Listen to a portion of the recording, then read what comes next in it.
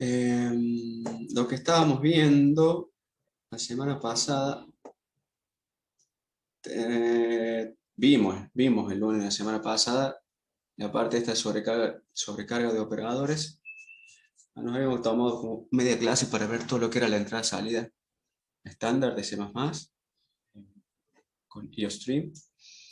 Y después habíamos visto la sobrecarga de operadores de inserción y extracción de flujo para poder trabajar con objetos de clases propias nuestras. Y antes de revisar este material, total, esto ya está ahí subido, ya está en el video, podríamos ver el ejercicio que habíamos empezado en algún momento de números complejos y ver si lo podemos completar y implementar algunos operadores sobre la clase de números complejos. Esta guía la han podido ver, la han visto, la están resolviendo, no sé cuántos ejercicios eran, programitas.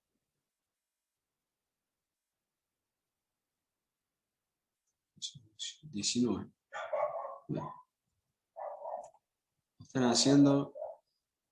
¿Empezaron? ¿No empezaron?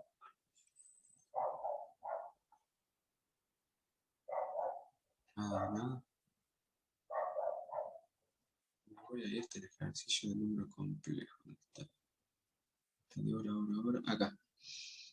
Ejercicio 10 es para escribir una clase de número complejo. Pide escribir unos archivos fuente por separado. Y codifica funciones miembro para sumar complejo, restar dos complejos e imprimir número complejo. Eso lo habíamos hecho, pero creo que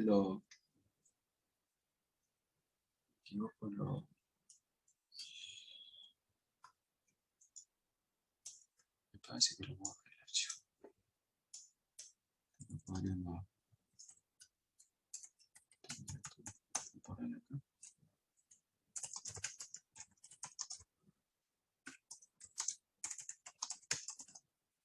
Muy complejo. GBP.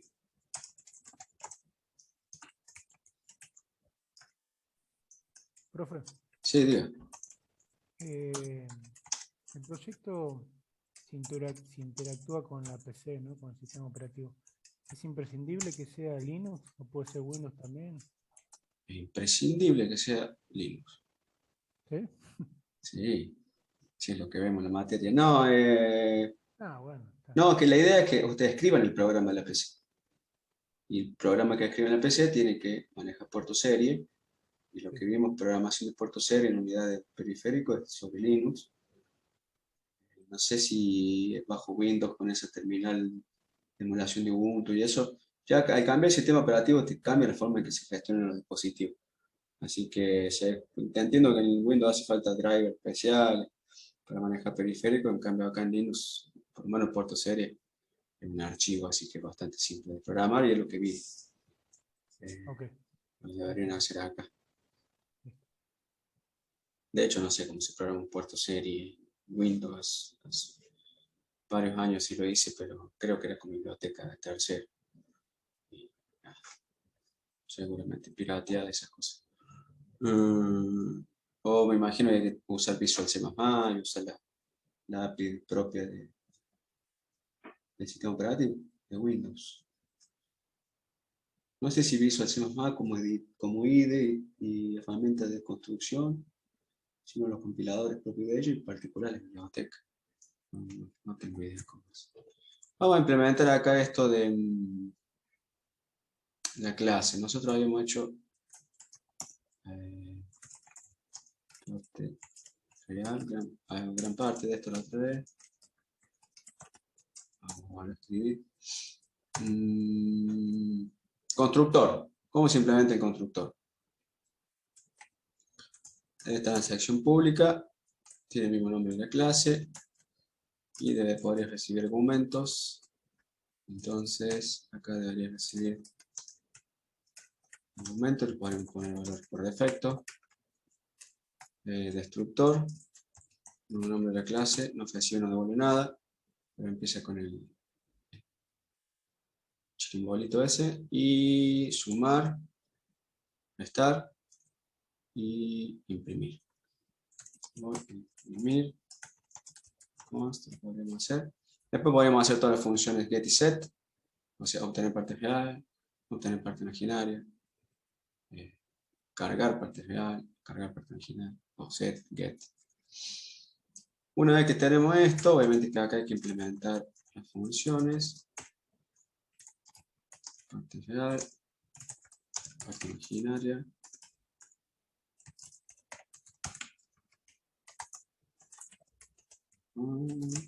Vamos a dejar todo medio vacío ahora.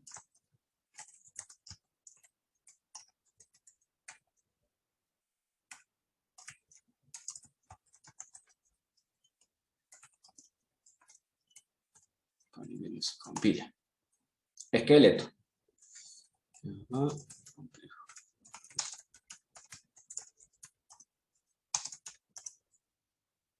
Ahí hubo alguien en el grupo que no te preguntó algo sobre el null.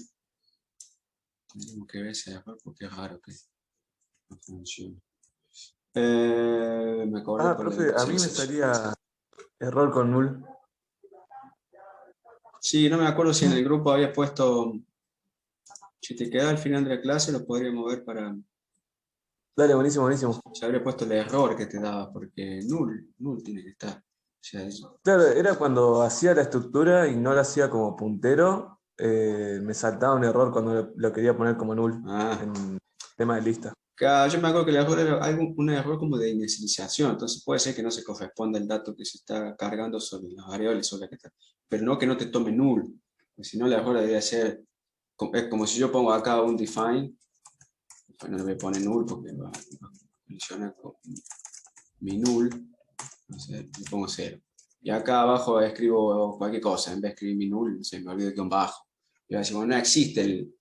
Acuérdense que null está escrito en mayúscula porque es un define,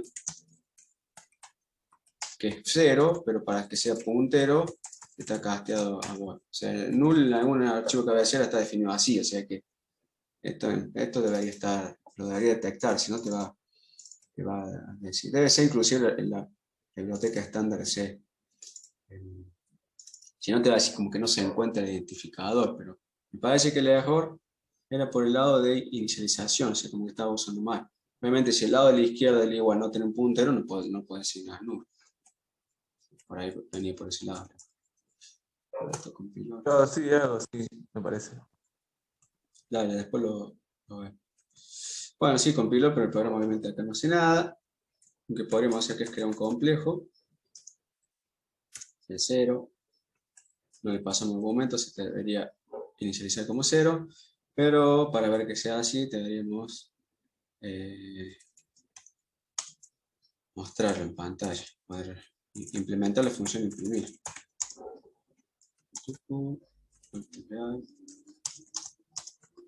Profe, Sí, diga. este es el constructor por defecto, ¿no? Sí, El ordinario, ¿cuál es el que no le pasamos nada, que lo implementa el compilador? ordinario. Sí, viste que hay dos. Ah, por defecto es porque tiene argumentos por defecto, o sea que si no le pasa nada, toma valor por defecto. Ordinario, Constructor ordinario por defecto, por copia. Esos son los tres que sí. siempre están.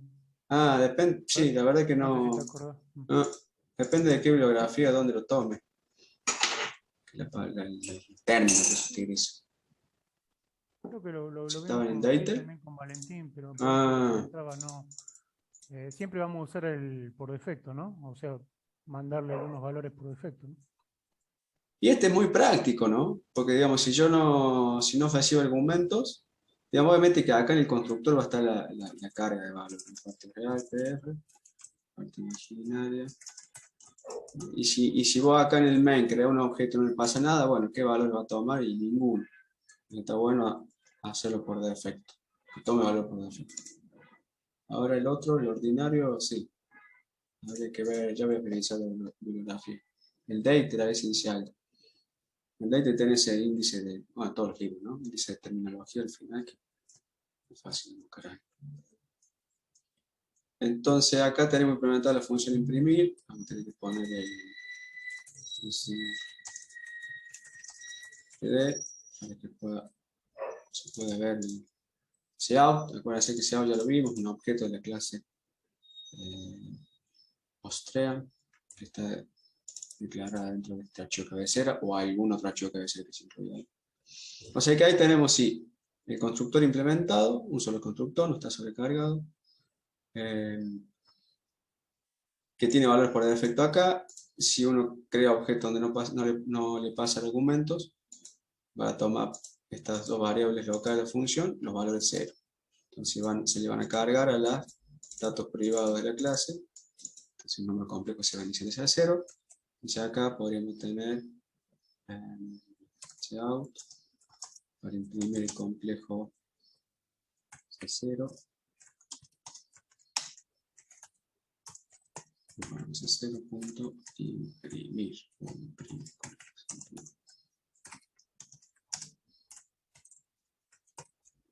Listo.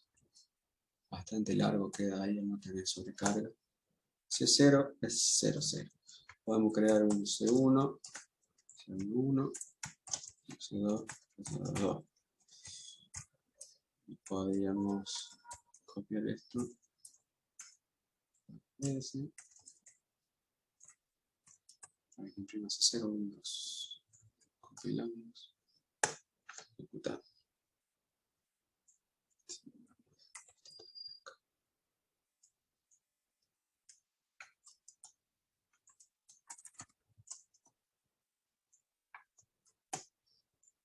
Todo por quisquilloso. 0, 0, 1, 1, 2, 2. Listo.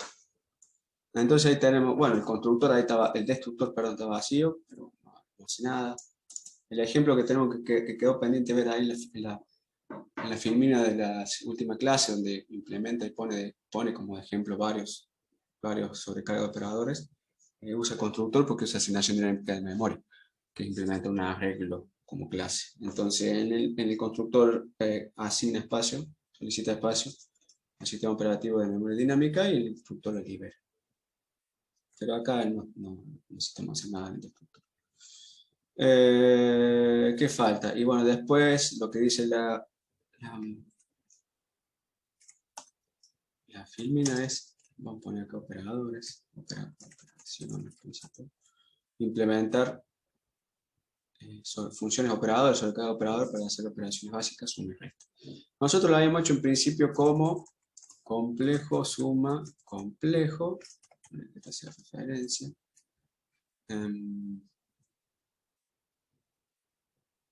Podría ser constante. Entonces, esto es la idea de que la función suma nos podría hacer la suma de dos complejos. Uno de los complejos que se suma es el objeto que llama la función y otro el que se le pasa como argumento. Esto acá también es el final.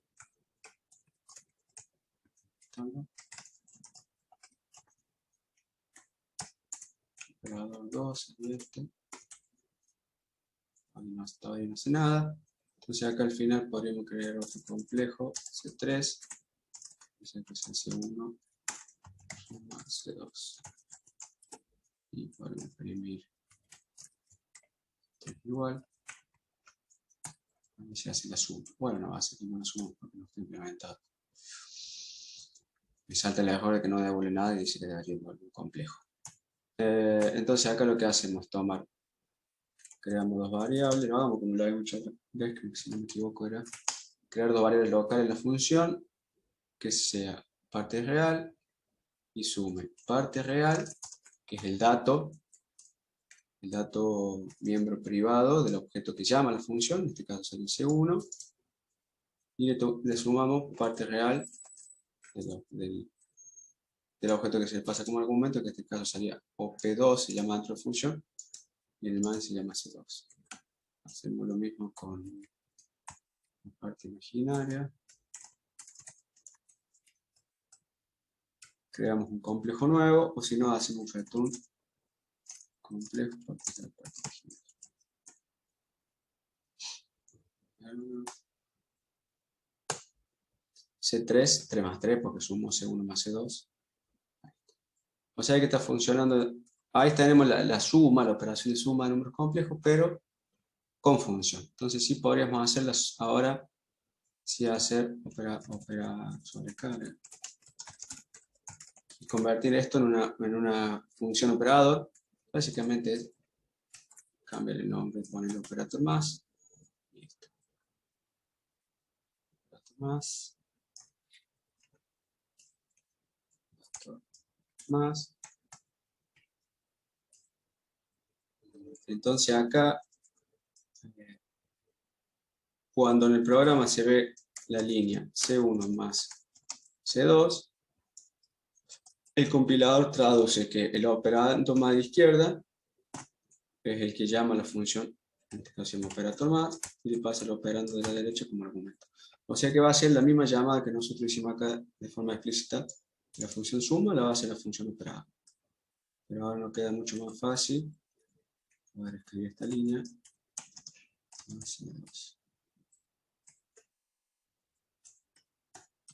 A ver si esto funciona. Listo. Igual. O sea que implementar, en este caso estamos implementando un operador, el operador más, el operador de adición, este simbolito más, para la clase complejo, donde el operador, cuando se utilizan los dos operandos son de la clase. O sea que ahí no habría ningún problema. Es un operador binario, trabaja con dos operandos. Y después, otro operador que acá se está usando así como se le pasa de largo, es el de asignación. Y que está trabajando con objetos propios de una clase que acabamos de implementar nosotros. Entonces decimos, bueno, ¿qué hace el operador de asignación acá? Bueno, por defecto lo que hace, igual estaba por ahí en algún lugar en la filmina, es tomar los datos miembros de la clase, del objeto de la derecha y se lo asigna uno a uno a los datos miembros del objeto de la izquierda. En este caso la clase complejo tiene dos variables privadas tipo doble, que son los datos de los objetos. Parte real, acá se va a crear un nuevo complejo cuando se haga la suma. La parte real se le va a asignar a la parte real de C3, y la parte imaginaria de lo que dé a la derecha, del complejo que está a la derecha, se le va a asignar a la parte imaginaria de C3. Entonces no hace falta sobrecargar el operador de asignación, que la clase de arreglo que vamos a ver después, si está ahí en la filmina, está sobrecargado porque trabaja con asignación dinámica de memoria. Entonces sería absurdo que igualara puntero, porque ya no podría tener, un objeto no podría tener datos distintos si apunta en ningún lugar. Entonces acá tenemos sobrecargado el operador de más. Uno podría sobrecargar el operador de suma, de resta, y podría sobrecargar el más igual, todo eso para hacer toda la operación que uno quiera. En un ejemplo está sobrecargado el operador menos, pero como un operador unario, que es para negar un número complejo.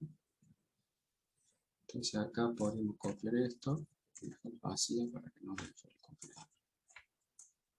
Pasamos más por el menos. Entonces lo voy a dejar para que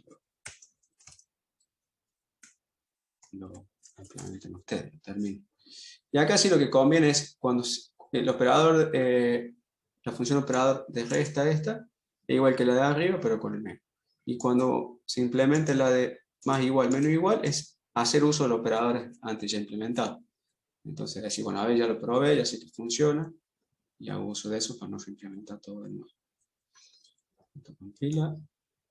No, operator más. Puede estar faltando una llave. Sí. Operator más, operator más igual, operator más. Ahí falta más. Operator más, operator más igual, operator más igual. Ah, porque no devuelven nada. Así que devuelve lo que recibe y listo.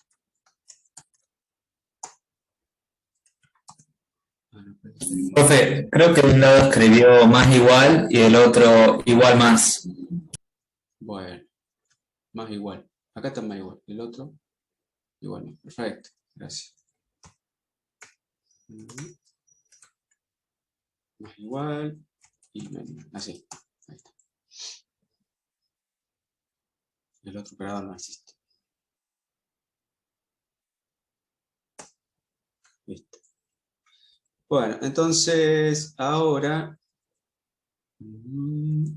yendo así a lo que estaba acá, es decir, bueno, ¿cómo se sobrecarga el operador para no tener que llamar la función imprimir Por acá, esto los ejercicios de pedir que se amplíe la clase complejo, acá con el más igual, menos igual, etc. Después que se sobrecarguen los operadores. Los siguientes ejercicios de la guía es como que van tratando de que se vaya completando la clase complejo. Vamos a leer. Entonces, ¿qué había con el tema de sobrecargar los operadores de inserción y extracción de flujo? Acá la idea sería que en el main uno pueda hacer, bueno, C0 es C0. Entonces pueda inclusive así como concatenar y queda re breve, cortito y mucho más fácil de usar si estamos en el mundo del C++. Debería quedar así. Entonces, la función imprimir ya no estaría más. Y acá debería haber otra función para imprimir que se llame operator. Vamos a poner acá abajo, a ver. Que se llame operator. Voy a recibir algo, voy a devolver algo. Pero acá hay un problema porque si copiamos lo que hace el compilador, interpretamos lo que hace el compilador, la idea sería de imprimir un complejo así. Pero el compilador va a tratar de traducir eso, va a querer traducir eso a un llamado a la función operator que está acá abajo, incompleta todavía, y va a pasar ese 0 acá. El tema es que out no es una función a la que nosotros le podemos agregar, no es un objeto al cual le podemos agregar, porque está en la biblioteca de entrada-salida estándar, hacemos más esto, y no le podemos agregar una función operador nueva para que haga lo que queramos nosotros. Pero el compilador, sí o sí, decimos más, sí o sí, traduce esta línea en esta, donde el objeto que llama, o el operando que llama a la función operador, es el operando izquierdo siempre. Entonces, en el caso de la suma no había problema, porque el izquierdo y el derecho era de tipo complejo. En cambio, acá, el operando izquierdo, al usar esta línea donde está el operador no es de la clase complejo, no lo estamos escribiendo nosotros. Entonces, acá nos vamos al otro caso que está explicado en la filmina, donde no podemos implementar la función operador como función miembro, sino que tenemos que hacer función no miembro. Y como esta función internamente va a ser idéntica a la imprimir cuerpo, vamos a dejarla imprimir también.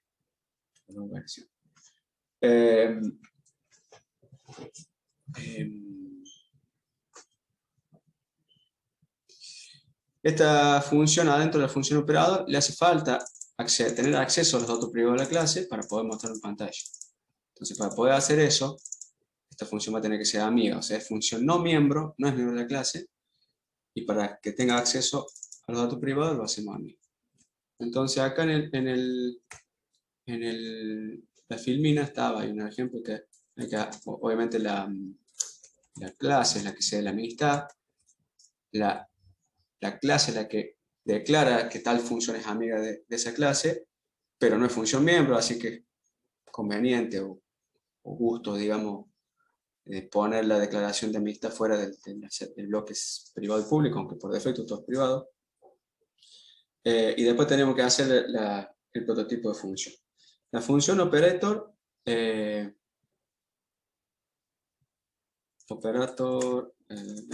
así, como no es función miembro, si esta es la idea, llamarla de esta forma, o complejo, lo que sea.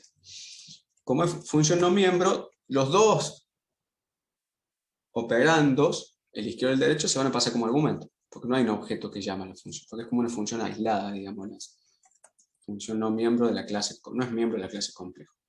Entonces, el primer argumento va a venir el objeto de la izquierda. En ese caso es ostrea. Vamos a recibir como referencia. El apunte en el libro de data le llamaba salida, cuando lo hacía con el ejemplo del número telefónico que está en la filmina, vimos en la clase pasada. Y el otro va a ser complejo. Vamos a seguir como argumento también. Vamos a poner que sea acá. En realidad no hace falta. Y para que esto se pueda concatenar y poder hacer otras cosas, como imprimir otro complejo, una cadena, un complejo, fin de línea, etc., devolvemos la misma referencia de del objeto Austrian, el que a la función le sirve para imprimir el complejo en pantalla. O sea, la función en sí, la función es esa que está ahí, es el prototipo. Devuelve una referencia a un objeto de clase Austrian, recibe una referencia a un objeto de clase Austrian y una referencia a un objeto de la clase complejo, y la función se llama operator y el operador que quiere sobrecarga. Para que dentro del cuerpo de la función se pueda leer los datos privados de la clase le cede a su amistad poniendo esa palabra. Entonces acá, al final, ponemos esto.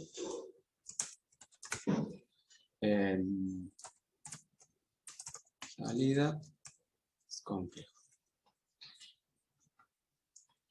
Esto me pone acá. Esto no es así, digamos, no puede, el objeto de izquierda no me va a llamar la función operadora.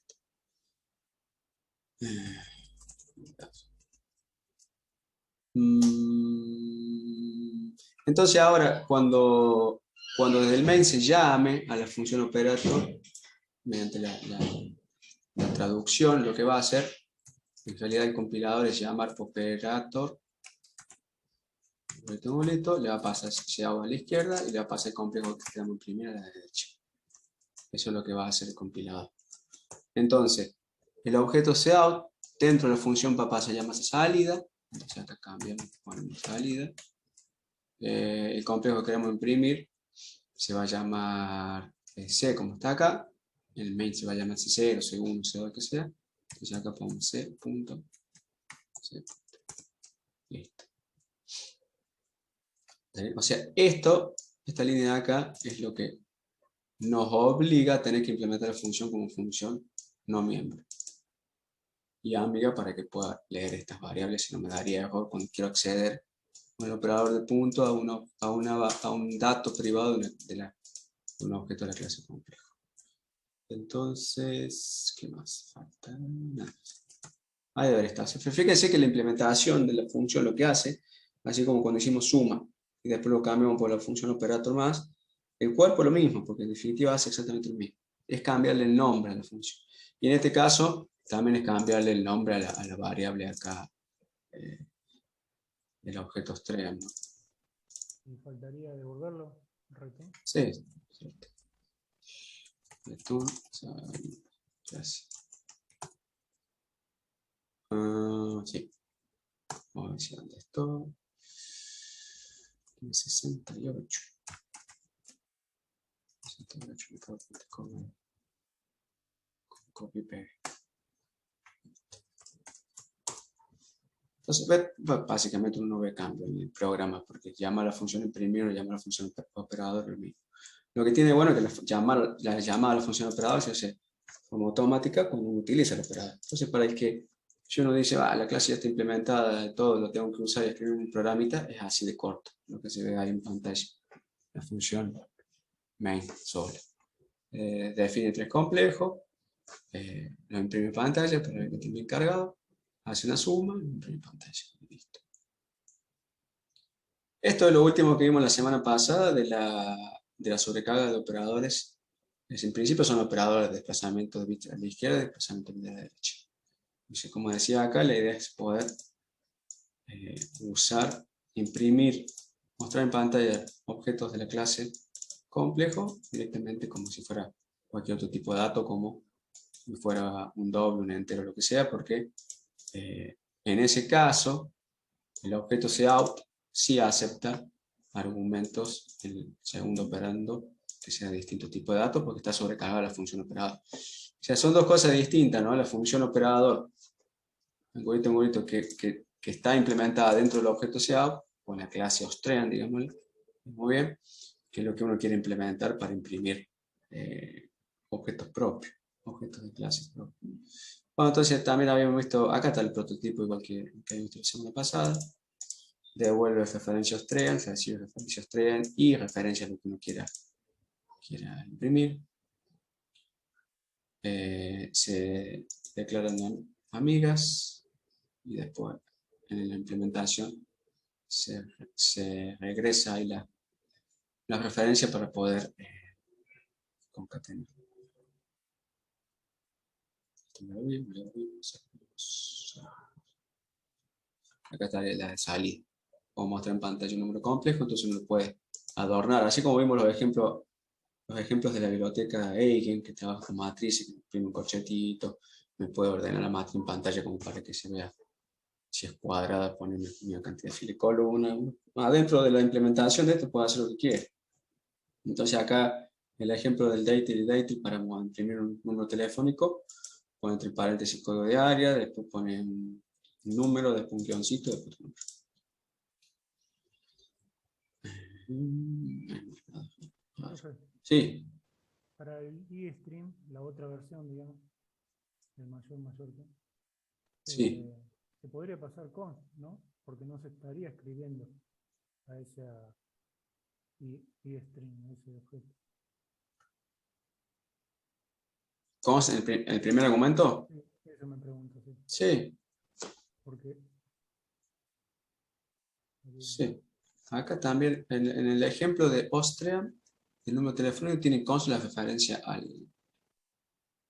Hace que una referencia se asigna, se carga, se hace alias de otra variable en la asignación y después no se cambia más, así que tenemos referencia const. Vamos a poner const acá, y va a funcionar. Y si le ponemos const al principio, y acá, referencia const, no, ese no le gusta. Claro, ese no, solo decía al en el otro, a ver si... No lo tengo implementado acá para leer un complejo. No podría implementar. Los errores de C++ con objetos suelen ser catastróficos. Claro, este se sobrescribe. Ah. Hay que ver internamente cómo trabaja el objeto esto. Capaz que tiene algunas variables o algo que se le locales a la clase, digamos, variables del objeto, salida o cout, que por ahí tiene un buffer que se va pisando, qué sé yo, entonces no puede ser constante porque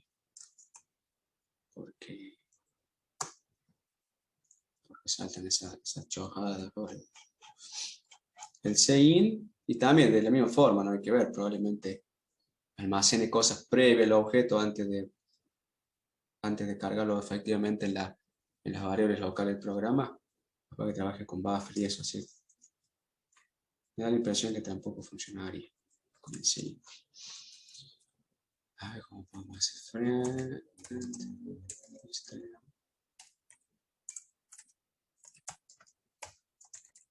Pero otro por el otro lado.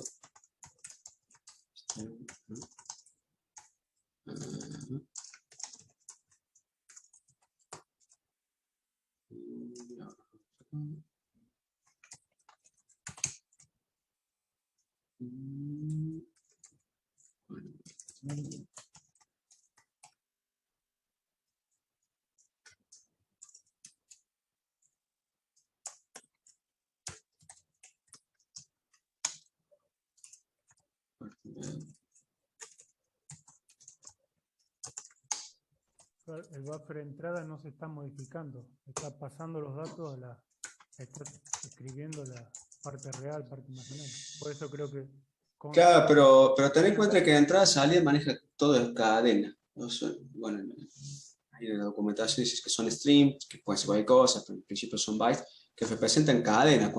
Si yo lo ejecuto el programa acá y le pongo 2,3, 4,5, digamos, para cargar parte real, parte imaginaria, cuando lo ejecute, en la terminal es cadena y el programa va a parar cadena.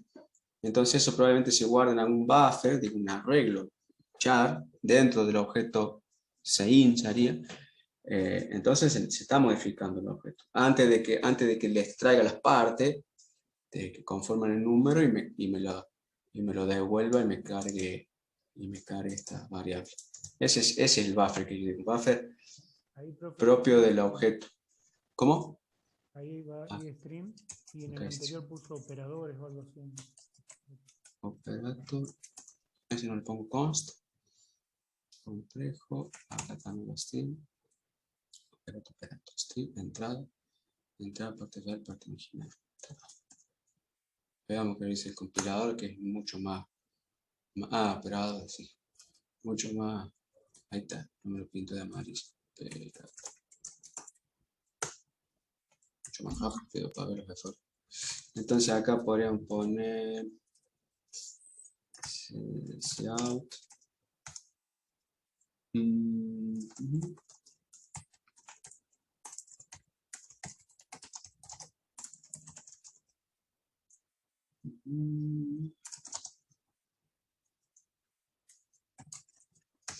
Acá hacemos así.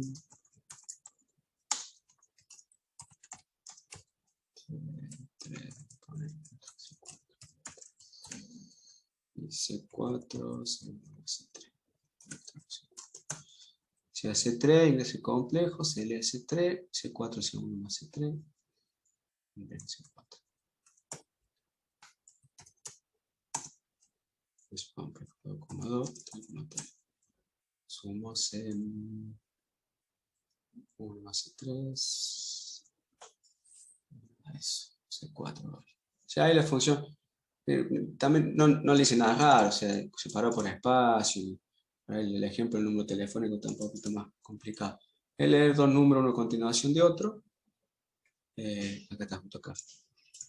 Y se lo asignan en el orden que viene.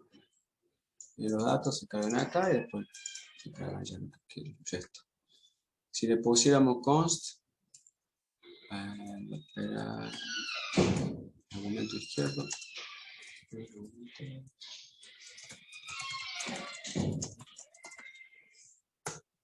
Errores.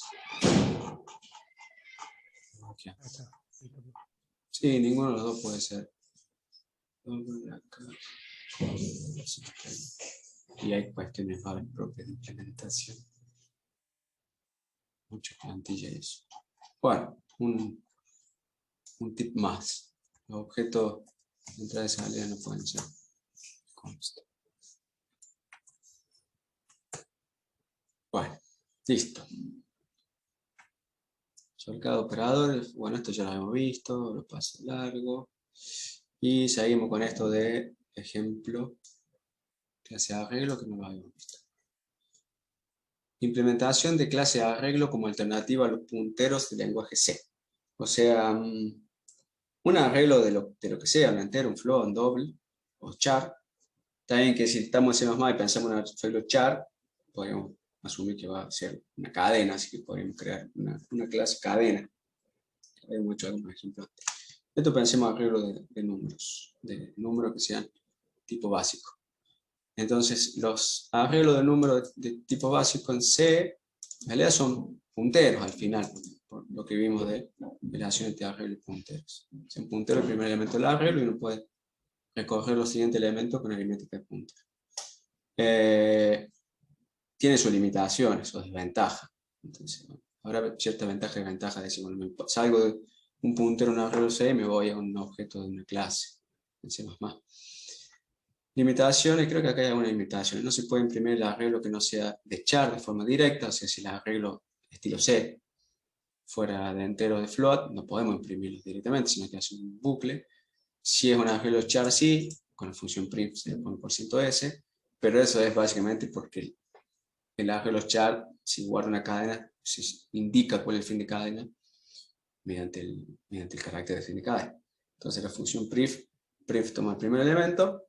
Cuando dice %s, dice, bueno, voy a recorrer hasta el final, hasta encontrar el fin de cadena. Si internamente me hace el for, que yo debería hacer si el arreglo fuera de otro tipo que no sea char. Tampoco se puede cargar valores de un arreglo de forma directa, con CIN, si estamos en arreglos estilo C.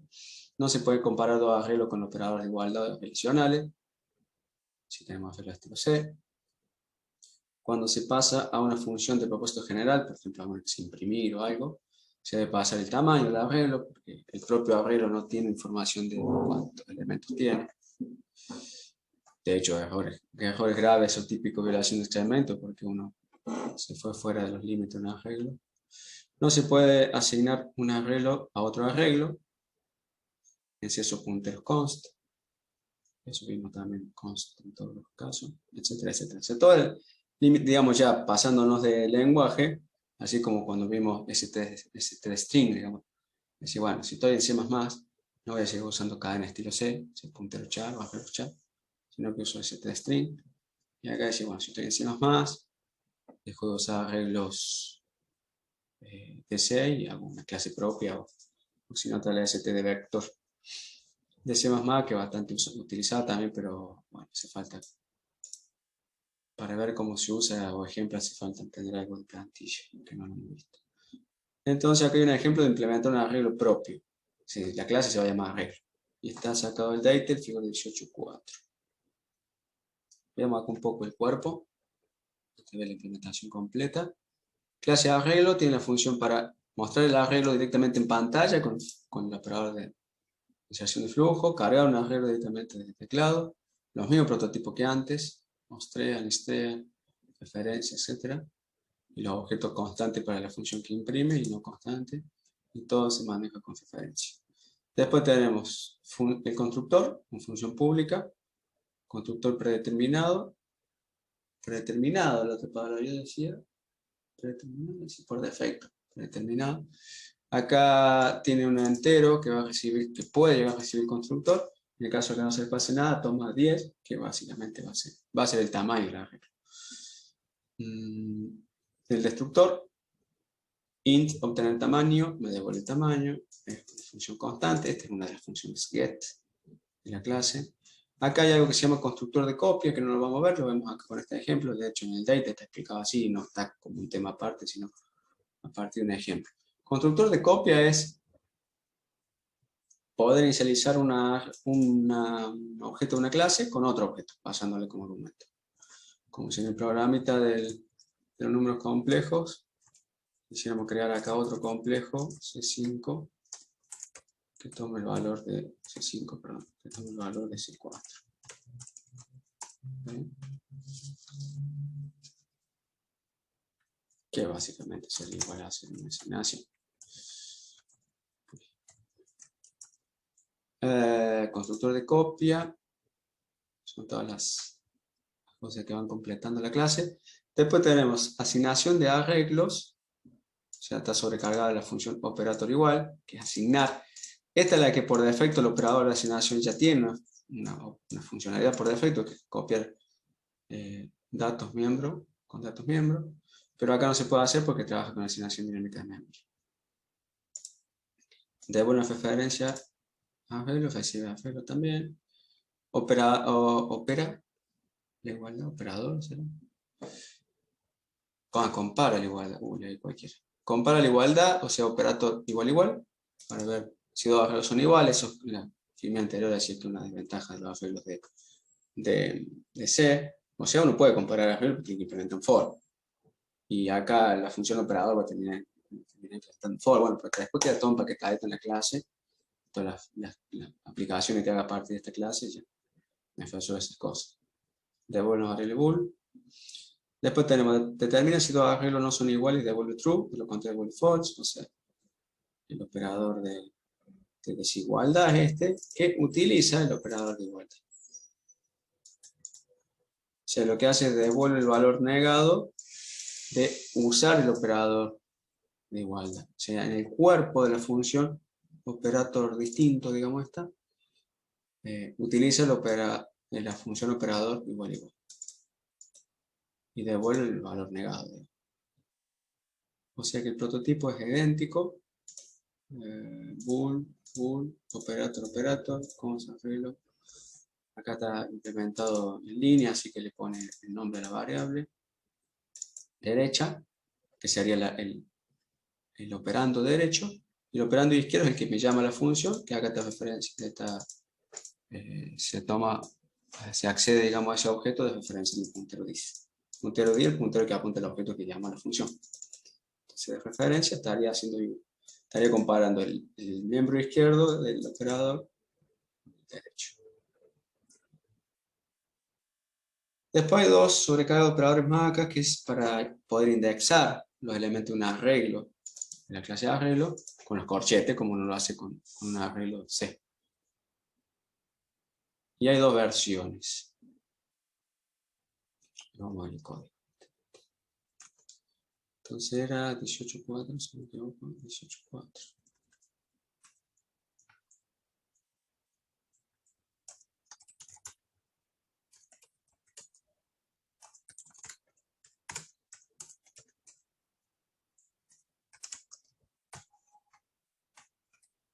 Está... Ah, 18.4 la aplicación. Vamos a ver entonces el archivo cabecera arreglo 1. Bueno, arreglo 1 debe tener exactamente lo mismo que Tabla Filmina. Se tiene todas las partes de los archivos cabecera. Esto para hacer visibles los nombres. Estrella, que se usan acá. En el prototipo de las funciones. Operador. Constructor de copia, destructor, función get, asignación, igualdad, desigualdad, y operador de corchete. Y los datos privados que en el otro no estaban acá, no está, falta completar esa, no ha entrado a la filmina. Los datos son un entero donde se va a guardar el tamaño que tiene el arreglo, que obviamente se le carga con el constructor cuando se crea un objeto de la clase de arreglo, y se puede consultar mediante la función obtener tamaño que devuelve un entero. Y después hay un puntero entero que se llama PTR que apunta al primer elemento del arreglo. O sea, al final obviamente los datos del arreglo, que en este caso son arreglos de enteros, tienen que estar almacenados en algún lugar. Y se accede a esa serie de enteros a través de un puntero. El primer elemento, después habrá que hacer el puntero. O sea que el arreglo de C++ internamente guarda el arreglo, los datos, como un arreglo de C. Pero tiene la ventaja que uno después lo va a poder comparar de forma directa, va a poder imprimir con el operador de inserción de flujo, etcétera, etcétera. Ahí uno podría haber usado referencia, ¿no, profe? ¿Dónde? En puntero. No, porque no va a poder hacer aritmética de referencias. Además, la referencia... Si va a ser aritmética de puntero, va a ser después. Y para acceder a los siguientes elementos, sí. Además, la referencia... Sí. O sea, es un concepto nuevo, ¿no? Que agrega C++. Que internamente uno la piensa en general como decir, es la dirección de la variable, pero no sé si hay una dirección de variable cuando se usa referencia. Internamente, ¿cómo lo hace? ¿Cómo lo traduce eso C++? Una forma de generar otro nombre para una misma cosa. Pero poder hacer aritmética de referencia, casi seguro que no se puede. Que es la forma en que después vos tendrías que decir, bueno, si tengo algo el cual hace el primer elemento del arreglo, ¿cómo voy a hacer lo siguiente? Hasta el décimo o hasta el que sea. Obviamente la variable tamaño es la que me va a decir hasta qué índice puedo acceder si no me salgo. Internamente la clase se va a encargar de hacer eso. Cuando use el operador de los corchetes para acceder a un elemento, va a decir, bueno, estás queriendo acceder a un elemento fuera del arreglo. Otra ventaja de la asignación, ¿no? Pero eso se va a hacer todo a través de aritmética y punteros sobre estas variables. No sería lo mismo si fuera referencia. Después hay otra cosa. ¿Cómo? Podríamos indexarlo. Sí, pero... Usamos referencia. Otra vez, me está asumiendo que la referencia es un puntero, porque yo puedo indexar ahora esta variable PTR, voy a escribir acá así, puedo poner PTR 3, estaría accediendo al cuarto elemento, por la relación de arreglo puntero. O sea, puedo tomar el nombre de un arreglo como un puntero de aritmética de puntero, puedo tomar un puntero y usarlo como connotación de índice. O sea, sería equivalente a hacer eso. Eso sería aritmética de puntero, y la otra sería usar el puntero como notación de índice de arreglo, porque son equivalentes. Esas dos cosas lo puedo hacer sobre el nombre de una variable de arreglo, o sea que haya sido definida con corchete, o sobre un puntero, porque hay una correspondencia entre los dos. Pero no con una... Si yo acá pusiera int, en vez de estar guardada como puntero, el primer elemento a los datos que va a tener el objeto, no sé si puedo hacer ref 3 o diferente 3, digamos. Claro. No sé. Lo podemos probar, pero casi seguro que no. Seguro que no. A ver qué mejor te da. ¿Está bien? Los punteros son algo muy, muy importante en C, y obviamente C++ tiene también, o sea que siguen estando y se usan mucho. agrega referencia el lenguaje como otro lenguaje de alto nivel también lo tiene, pero no es lo mismo que un puntero. Nada más que cuando uno empieza como viendo C++, y más de la parte electrónica o bajo nivel, empieza a gustar los punteros, cuando yo la empieza a entender y a usar y a agarrar la mano, y ya le tiene un manejo sobre el puntero, y cuando dice referencia y que esta cosa, y va internamente guardaron la dirección de la variable. No necesariamente. Entonces, si no es puntero, no se va a poder hacer lo mismo que uno va a hacer con un puntero. Después acá hay algo que no lo hemos visto, el ejemplo este lo pone, que es define una variable estática dentro de una clase. Esta variable estática dice acá cantidad de arreglos instanciados. La variable estática de clase tiene la particularidad de que es la misma para todos los objetos de la clase. O sea, yo, si en la función main, que esto va a estar en otro archivo, creo un arreglo entero que se llama, no sé, enteros 1, y le digo, bueno, este va a ser de 10 elementos. Otro que se llama enteros 2, que va a ser de 5 enteros. Enteros 3, que va a tener 50.000 enteros. Cada uno de estos objetos de la clase entero va a tener una variable tamaño, que este va a tener, la variable tamaño va a tener el valor 10 para este objeto, para este va a tener 5, para este va a tener 50.000. Pero solamente va a haber una sola variable cuenta arreglo. O sea, es una variable que se comparte en todos los objetos que se creen de esa clase. Por eso aquí dice cuenta de arreglo, es decir, bueno, cuando creo un objeto en el constructor, esta variable se va a incrementar en 1. Obviamente tiene que estar inicializada a 0. Cuando se destruye un objeto, el destructor la va a decrementar en 1. Entonces, es como una variable que me va a decir en cada momento en el programa, en el main, si los objetos se construyen y se destruyen, ¿cuántos hay en memoria, básicamente? O sea, esa sería la finalidad, para eso va a servir el programa, esta variable, pero como el detalle acá en cuanto a la implementación, una variable estática, en C++, una variable estática dentro de una clase, hace que esa variable, la variable entero cuenta arreglo, exista solamente una copia de ella para todos los objetos que se creen. Es una particularidad, pero algunas cosas sí. Entonces esto es el punto H, está completito, lo vimos todos. Vamos al punto CPP. Antes de ver el punto H podríamos ver el programa y compilarlo y ver cómo funciona antes de pasar a ver la implementación. Entonces, ¿qué hace el programa que usa la clase array? Incluye el archivo cabecera, crea dos arreglos. Enteros 1 de 7 elementos, enteros 2 de 10. Imprime el tamaño y el contenido de enteros 1. Dice el tamaño del arreglo de enteros 1 es, llama a la función obtener tamaño, que devuelve un entero, entonces se imprime todo concatenado acá.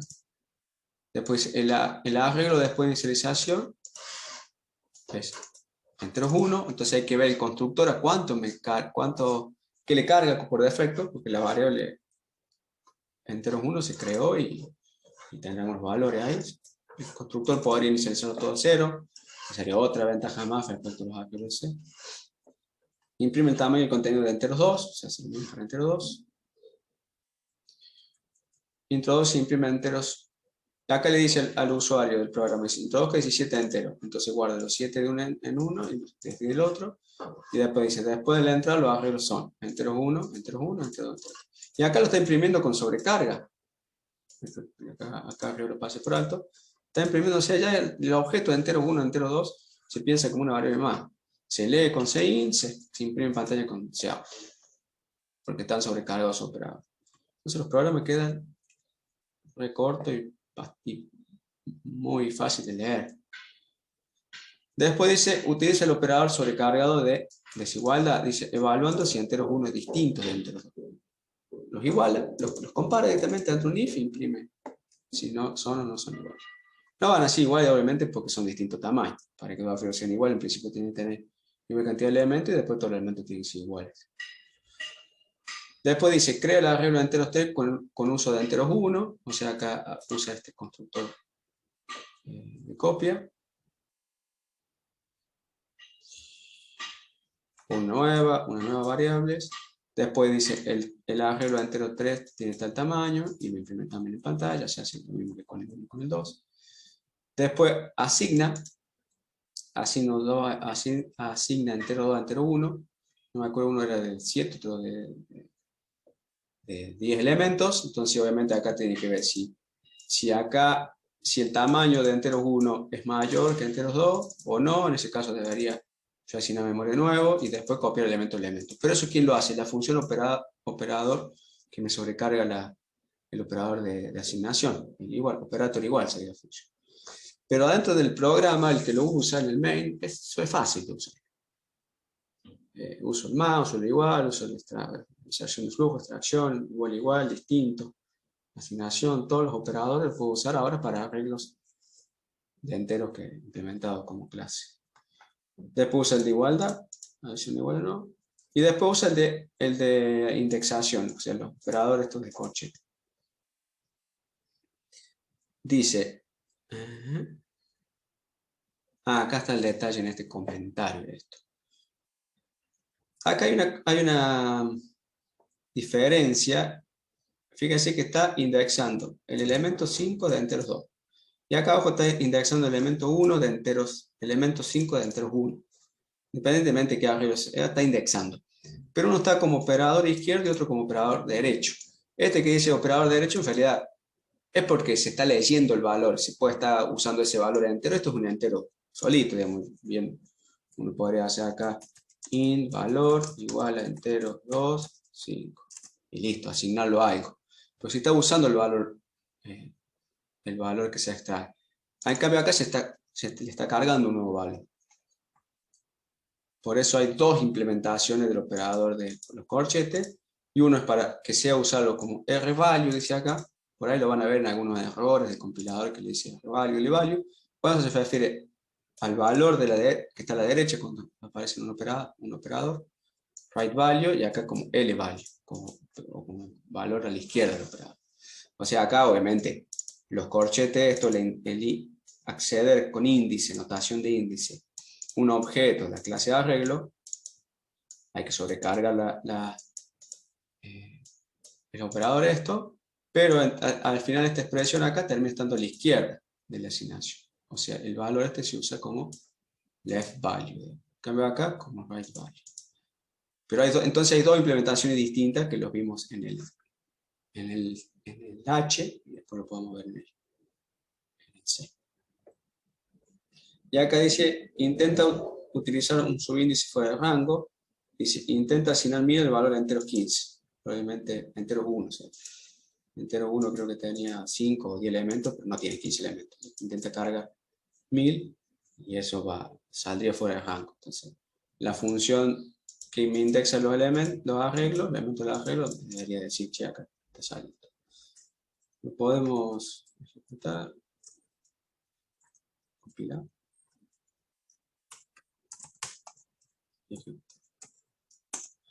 Entonces dice, el tamaño de enteros 1 es 7 y está inicializado a 0. 7 enteros, fíjense que imprime 4 y después hace nueva línea.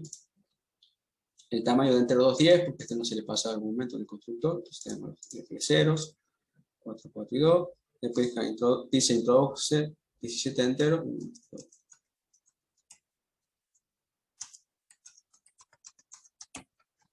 17 enteros.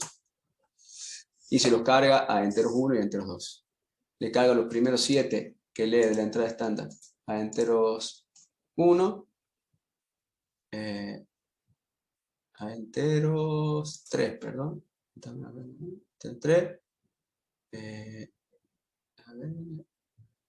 ¿Dónde está la entrada? No, acá. A enteros 1 le carga los primeros 7 y los restantes 10 a enteros 2. Después lo comparas y dice, no son iguales.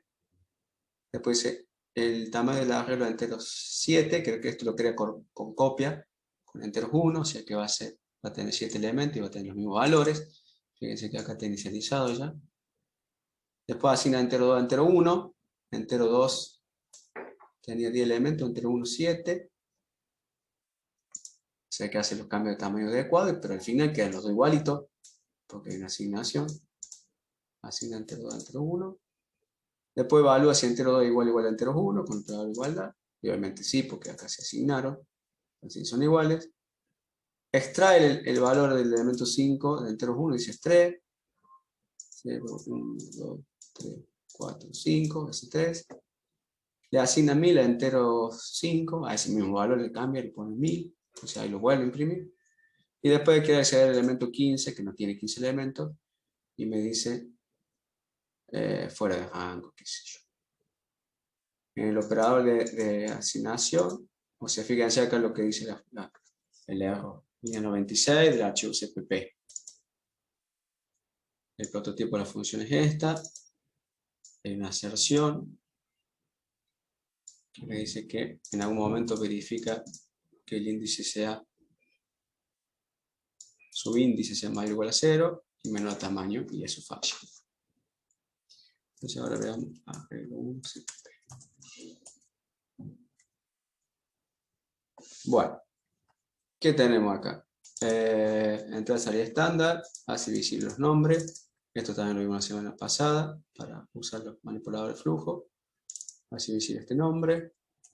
Después hace otros archivos de cabecera y el archivo de cabecera de la clase que va acá. En este archivo fuentes se están definiendo esta nueva aplicación, ¿no? Esto es la definición de todas las funciones miembros de la clase arreglo. Fíjense acá cómo se inicializa una variable, inicialización de dato miembro static, porque existe solamente una para todos los objetos que se creen. Entonces está fuera de cualquier función, cualquier objeto, digamos, la variable que se llama cuenta arreglo. Se inicializa 0, aun cuando no haya objetos creados, va a tomar este valor. Y para decir que esta variable es estática y pertenece a la clase arreglo, se pone esto acá adelante. Notación media rara esta, pero se hace de esa forma. Tenemos el constructor predeterminado para la clase de arreglo. O sea, acá en el comentario dice que es determinado porque en el cuerpo de declaración de clase está asignado a 10 por defecto, pero acá directamente se le carga el valor a tamaño arreglo. Entonces acá se fija tamaño, que es el atributo de la clase, le asigna el valor del argumento que recibe siempre y cuando sea mayor a 0. Y si es negativo se le pone 10. Esto hace este operador de if else de una sola línea acá. Dice tamaño arreglo, lo que recibe por argumento es mayor a 0. Sí, entonces toda esta expresión va a devolver tamaño arreglo. Si no, devuelve 10. Acá crea memoria de forma dinámica, la asigna a la variable ptr, se crea el espacio para guardar los elementos propios del arreglo, más allá de toda la decoración que le mete la clase, como funciones miembros, cada operador, etc. Los 10 enteros, los n enteros que uno quiere guardar, tienen que estar almacenados en algún lado. Entonces hace asignación dinámica de memoria con new, para asignar un arreglo tipo entero, acá le pone el tamaño corchete, lo vimos con el mismo new. Y acá usa esta función assert, está en este archivo cabecera, que básicamente lo que sirve es para que si hubo un error en ejecución ahí, en una forma de hacer depuración de programa, salte y me indique la línea, en qué archivo de texto se produjo el error y en qué línea está. Ese es el error que veíamos antes que salía cuando se quiere acceder a un elemento fuera de rango. Básicamente, aserción, bueno, lo traduce así, creo que sí existe la palabra en castellano, aserción, sería como aseveración o afirmación. Lo que pone acá, uno es una expresión, una condicional, que debería ser cierta. Si es falsa, muestra un mensaje en pantalla esta línea, esta función. Entonces, si puntero distinto a 0, para ver que solamente se asignó memoria, si todo anduvo bien, va a ser distinto a 0 y no va a mostrar ningún mensaje. Y acá, como el constructor acaba de crear un objeto nuevo, o se está creando un objeto nuevo, por eso se llama el constructor, incrementa la variable estática esa de la clase para decir, bueno, hay un arreglo en memoria. Me acuerdo, creo que la aplicación no lo imprime, lo borré, pero no va imprimiendo ahí. Ahora hay un arreglo, ahora hay 2, ahora hay 3, a medida que se van creando. Y después lo que hace la función por último es tomar el arreglo del tamaño adecuado que se creó con la asignación dinámica de memoria y lo carga en 0. O sea que usa notación de índice sobre una variable tipo puntero, va del índice 0 a tamaño, que se asignó acá, le pone 0. Entonces cualquier objeto en el que se arreglo que se cree, va a estar inicializado a 0. Puede ser el tamaño cualquiera, si uno lo crea en forma dinámica, ahí, en el programa. Y va a estar en 0, como lo vimos ahí en el ejemplo con dificultad el programa. ¿Qué sigue? El constructor de copia debe recibir una referencia para prever una recursividad infinita.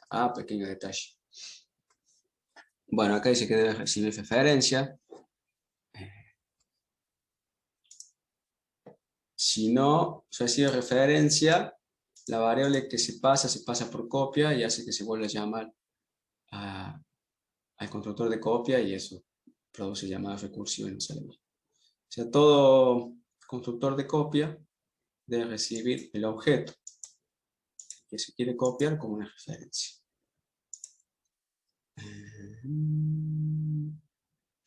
Fíjense que acá como inicializa uno de los atributos, acá arriba lo inicializaba con el if de una sola línea, tamaño, lo inicializa con el tamaño que tiene el arreglo que se quiere copiar. Si el arreglo que se quiere copiar se pasa como en un momento acá, el constructor de copia,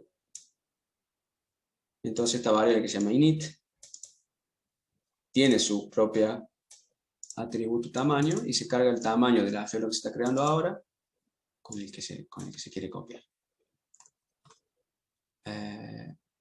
Después crea memoria de forma dinámica, hace la inserción, hace la misma 3 líneas que este de acá y la inicialización igual, hace todo perfecto. Destructor. Elimina la memoria donde está guardado los datos y decrementa en uno la variable estática esa que tiene un registro de la cantidad de arreglos que hay siempre en memoria. Obtiene tamaño. Podría haber sido implementada en línea, digamos, lo que hace es devolver el tamaño. Operador de asignación. Acá hay una parte. Acá está este operador que antes no los habíamos sobrecargado para el número complejo, porque lo que hacía era copiar dato con dato, de un objeto al otro. Y acá no se puede hacer eso porque los datos son el tamaño, que está bien que se copie, porque está asignando un arreglo a otro, pero no se podrían copiar los punteros porque si no estarían apuntando siempre al mismo lado y los dos arreglos terminarían siendo los mismos. No se está haciendo copia, digamos, se estaría como haciendo un alias o algo así. Entonces, el operador de asignación se sobrecarga de forma explícita. Pero es un operador que del lado izquierdo vamos a tener un objeto de la clase arreglo, del lado derecho también, o sea que se implementa como función miembro, eso lo vemos porque está acá, arreglo 2 puntos. Y cómo se implementa. O sea que el operando de la izquierda va a ser el que me va a llamar la función, y acá lo usa a través del puntero dis, y el operando de la derecha es el que viene acá, y verifica la autoasignación. Verifica que no sea el mismo objeto el que llama, que uno no ponga en el main, no ponga que tiene un arreglo 1, arreglo 2, y ponga arreglo 1 igual a arreglo 1. Una autoasignación. ¿Para que uno haría eso? Bueno, porque le pifió la tecla y escribió mal. El compilador debe. Entonces esta línea verifica eso, que no hay autoasignación, básicamente es porque los punteros deberían ser distintos. Y este if termina acá abajo, después retorna dis. Este return del puntero de referenciado es para permitir hacer asignaciones así concatenadas. Y lo vimos como ejemplo cuando veíamos el operador dis, aunque era para concatenar llamadas funciones, acá lo vemos que es para concatenar el uso del operador de asignación. Entonces, si no se está haciendo una autoasignación, que lo verifica el primer if, para arreglo de diferente tamaño, desaloja el lado izquierdo del arreglo original, luego desaloja, o aloja, sería el nuevo, el lado izquierdo. O sea, se fija, si este tamaño así sin nada es del objeto apuntado por dis, el operando izquierdo, es distinto al tamaño del lado derecho, o sea, si los dos arreglos que se quieren asignar son de distinto tamaño, borra la memoria asignada del objeto que está a la izquierda y crea memoria nuevamente. Acá igual a las variables tamaño, acá crea memoria, acá usa hacer para ver que se haya asignado bien. y después hace un for para copiar. Porque la asignación básicamente hace copias, pero hace copias de datos, por eso está sobrecargado el operador. Si lo dejáramos que funcione de forma por defecto, la funcionalidad predeterminada que tiene el operador igual, me copiaría tamaño con tamaño, puntero con puntero, y bueno, llevaré la estática que no es única. Entonces eso no serviría. Lo que nosotros queremos es que nos copie los datos, porque los datos están guardados en un espacio de memoria asignado de forma dinámica. Entonces acá hace esa copia explícita de los datos netos, digamos, el arreglo, tomándolo el objeto de la derecha y copiándose al de la izquierda. O sea que primero verifica que no haya autoasignación, acomoda los tamaños, preservando memoria nuevamente, y copia datos. Y devuelve punteros div para hacer esta llamada en cascada. Después tenemos el de igualdad, verifica si dos arreglos son iguales, esto es bastante simple. Si los tamaños son distintos, devuelve falso. No hay forma que dos arreglos sean iguales si son de distinto tamaño. Y si no son de distinto tamaño, son de igual tamaño, empieza a verificar elemento a elemento. Entonces hace un for. Y acá compara elemento a elemento. Esto es una comparación de enteros directamente. Si en algún momento da que son distintos, regresa falso. Y si en ningún momento ni esta regresó ni esto regresó, regresa verdadero porque efectivamente son iguales. El operador de distinto, igual estaba implementado en línea a partir de este. Y después nos queda la inserción y extracción de flujo. Podemos ver ahora antes de ver. Muchos comentarios. Acá está. El de extracción está acá abajo. Lo que hace es imprimir el arreglo A en la salida. Entonces hace un for. Me va dejando los espacios, por eso están todos los aritos separados. Se fija, se imprimió 4, viendo este módulo de edición entera. Se imprimió 4 enteros para hacer una nueva línea. Y listo. Bueno, es bastante simple. Y la entrada también. Hace un for, me va cargando elemento a elemento todos los enteros que va pudiendo leer de la entrada estándar. Y este devuelve entrada, este devuelve salida para poder concatenar de esta forma. Y de esta forma. Entonces ahora sí veamos lo de índice. Operador subíndice sobrecargado para arreglo no constante. La referencia que devuelve, creo, el value. O sea, valor izquierdo. Este subíndice que recibe el argumento, obviamente va a hacer lo que está dentro del corchete. Devuelve una referencia entero, que es el entero del que se está indexando, y acá lo indexa. Y este va a hacer de que en un momento saltó el error cuando se quería acceder a un elemento fuera de rango. Este dice la referencia devuelve un L-value, ¿sí? Este que está acá. O sea, este es el que sirve para usarlo del lado izquierdo, o sea, decir, bueno, indexo algún elemento de la red y quiero cargar cosas. Y el otro, como está definido const, básicamente esta es la diferencia más grande, sí o sí va a ser usado este operador porque está sobrecargado, además, como función. O sea, se está usando sobrecarga de operadores, porque estoy sobrecargando la funcionalidad que tienen los corchetes, pero además estoy sobrecargando la misma función porque existen 2 veces con el mismo nombre. Pero la única diferencia que tiene es que este tiene constante acá. Entonces, esta es la versión que se va a usar como cuando se acceda a, se indexe el arreglo como del lado derecho de la expresión, como R-value, white value. Pero la implementación es exactamente la misma. Y en algún lugar, a ver si salgo, y veo el error acá, 96, voy a abrir acá, 96. 96 es el que funciona como L-value, porque se estaba queriendo cargar un valor al elemento 15 del arreglo cuando no tiene elemento 15. Pero el error lo da esta línea. Ese error ahí bastante explícito que me dio porque es un error de tiempo de ejecución. No es cuando lo compile funciona bien. Pero en algún momento en el programa del main dice ahora accedeme al elemento 15 y cargame un valor. Y dice no tiene 15 elementos. Bueno, esa verificación lo hace acá. En esta función hacer me dice el subíndice que le pase como argumento tiene que ser mayor o igual a 0 y menor a tamaño, que es el atributo que tiene el objeto. Si es así, devuelve el elemento del arreglo. Y si no, esa línea hacer me muestra esta línea.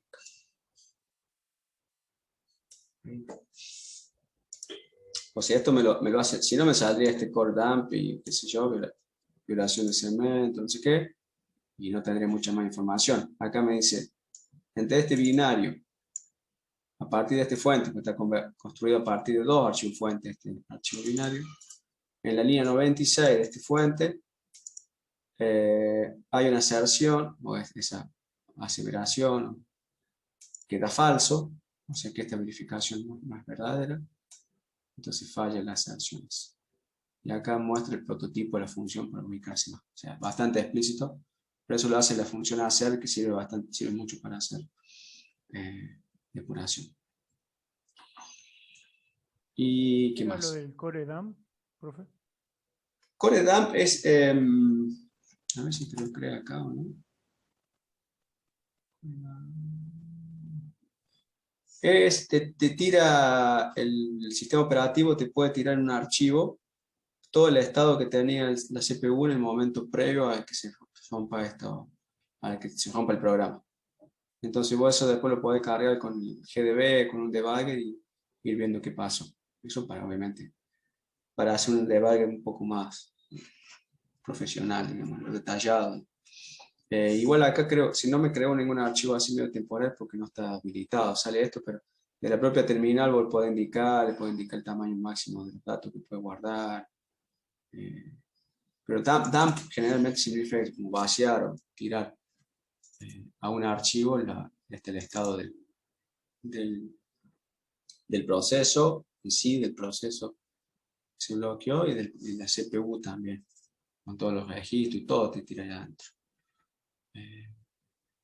Sería para la información de depuración. Una información de depuración para que uno lo use a posteriori como sucedió en la Macan.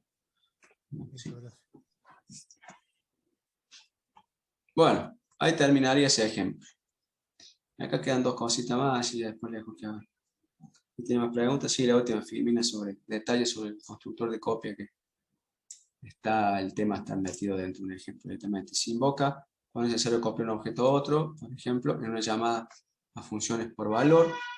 O sea, el propio constructor por copia se va a llamar de forma explícita en esto. Implícita, allá de que uno lo puede llamar de forma explícita cuando crea un objeto y como en algún momento le pasa a otro, de forma implícita, o sea, por sí solito se va a llamar el constructor de copia, en estos casos, llamada a funciones por valor, cuando se devuelve por valor un objeto de una función, o cuando se inicializa un objeto que es copia de otro, es el ejemplo que vimos en concreto. Se llama en una definición cuando se instancia y se inicializa un objeto, es el último caso, crea un nuevo objeto a partir de otro, que sería equivalente a definirlo y después asignarlo.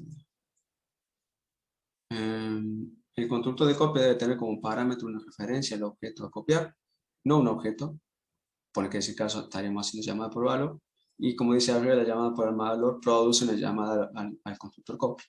Entonces quedaría en una llamada infinita, recursividad infinita. De lo contrario, el constructor de copia dará como resultado una recursividad infinita, ya que en una llamada por valor se pasa una copia del objeto al constructor copia, lo que da como resultado que se ejecute el constructor copia de manera recursiva. Bueno,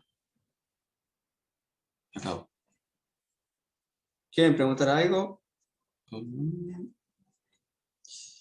sea que lo que sumamos ahora es lo del constructor copia y el ejemplo completo de la clase de arreglo. Y vimos con lo del número complejo, que me quedó acá abierto, la implementación de la sobrecarga de operadores, en particular de la inserción y extracción de flujo que no habíamos visto el ejemplo, sino hemos visto del suma y resta en dos clases anteriores.